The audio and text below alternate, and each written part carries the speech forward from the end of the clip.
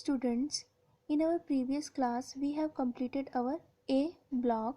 Now our B block is fill in the blanks with the correct form of verbs given in the brackets simple present tense.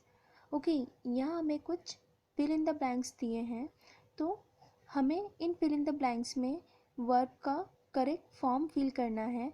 ये जो verb है वो हमें यहाँ पर bracket में दी हुई है, तो इसका करेक्ट फॉर्म जो है वो हमें यहाँ पर फिल करना है। वर्ब तो यही लगेगी, बट यहाँ पर हमारे अकॉर्डिंग टू अवर सब्जेक्ट हमें देखना है कि किस जगह पर एस लगेगा, किस जगह पर एस नहीं लगेगा, according to simple present tense. जैसा कि हमने पहले लेक्चर में, इससे पहले वाले लेक्चर में पढ़ा है कि सिंपल प्रेजेंट टेंस में क्या रूल्स होते हैं, वो हमने पढ़े हैं। किस जगह पर एस लगता है, किस जगह पर एस नहीं लगता है, किन सब्जेक्ट के साथ एस लगता है और किन सब्जेक्ट्स के साथ एस नहीं लगता है, ये सब हमने पहले पढ़ा है। ठीक है, तो उस अकॉर्डिंग हमें यहाँ पर वर्ब की करेक्ट फॉर्म देखनी है। ठीक है, तो हमारा फर्स्ट क्वेश्चन है the sun dash brightly. Okay, तो द सन डैश ब्राइटली में यहाँ पर क्या दिया हुआ है हमें, सन। मतलब कि सन कितना होता है, सन जो होता है वो एक होता है। ठीक है, और मैंने आपको बताया था जब भी कोई चीज़ एक होती है या वो सिंगुलर होता है तो उसके साथ क्या लगाते हैं हम, वर्ब में एस या ई एस लगाते हैं। तो यहाँ पर जो शाइन है उसमें क्या लगेगा, एस लगेगा। Okay, the sun shines brightly, जो सूर्य है वो क्या करता है, तेज चमकता है।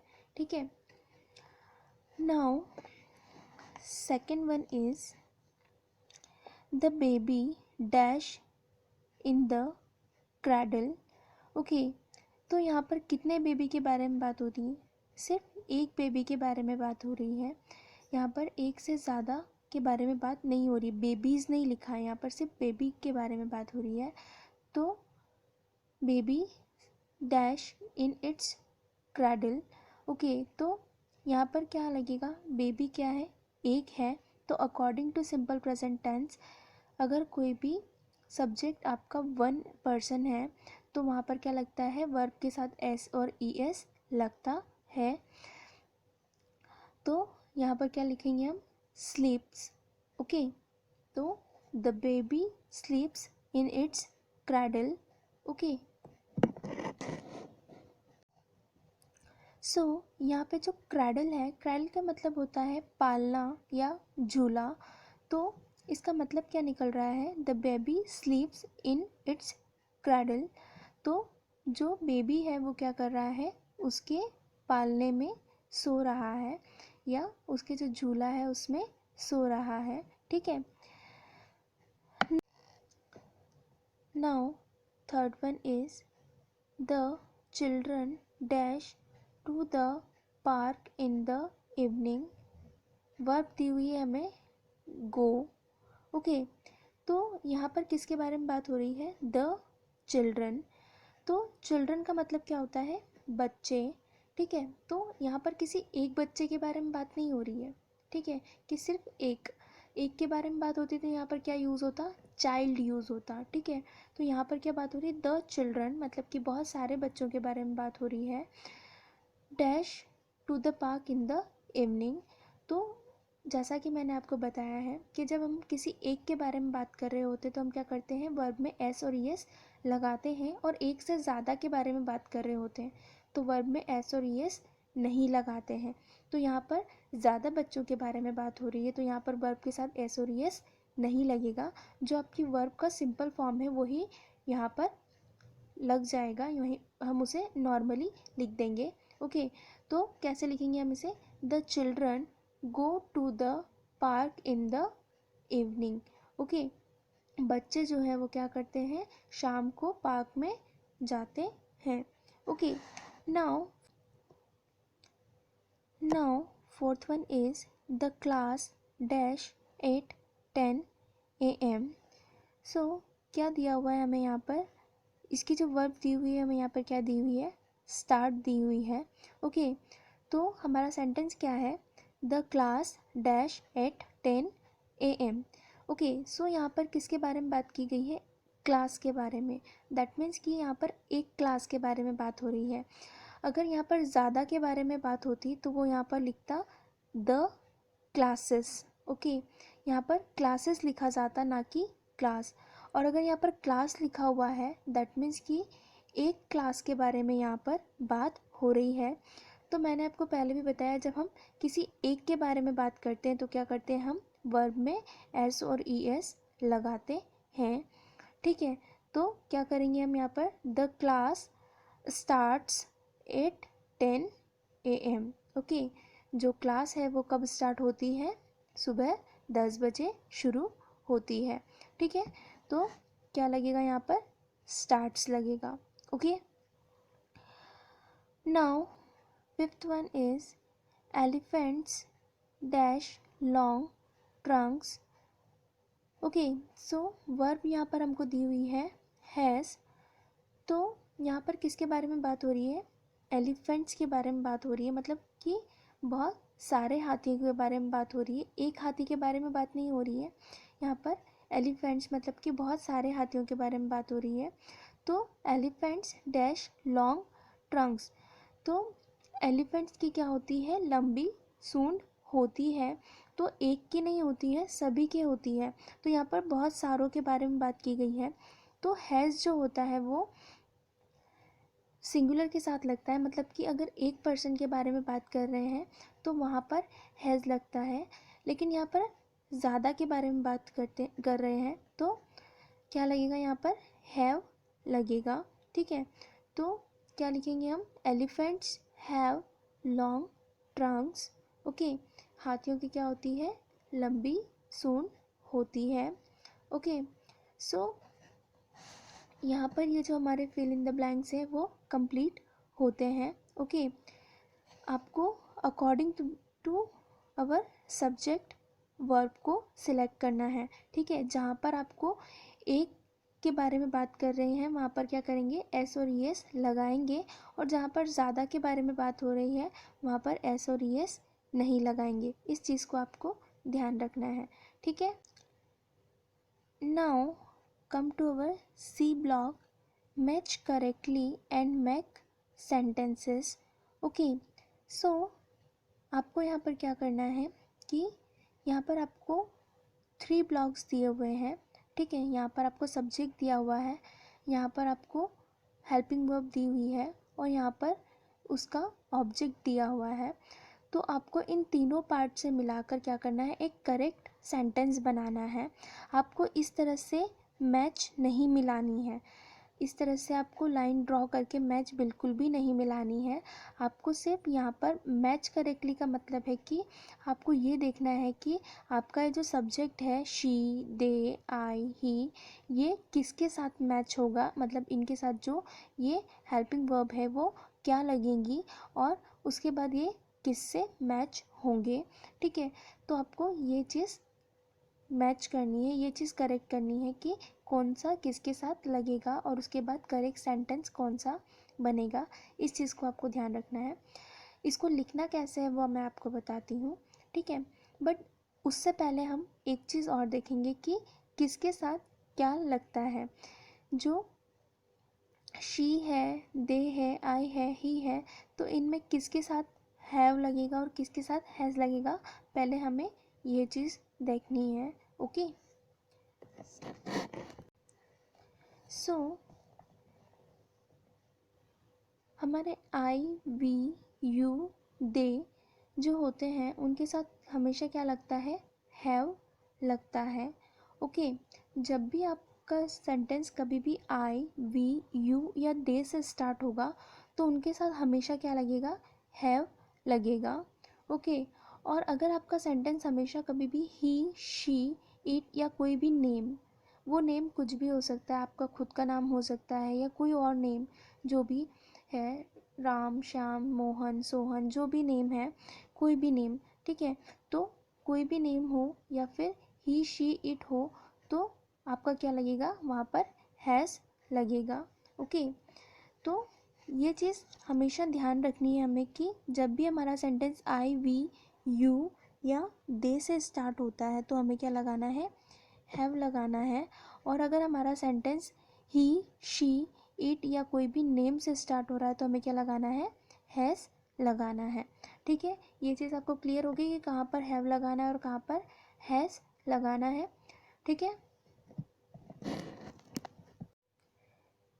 ये आपकी मैच है, इसे आपको लिखना कैसे है वो अब हम देखेंगे।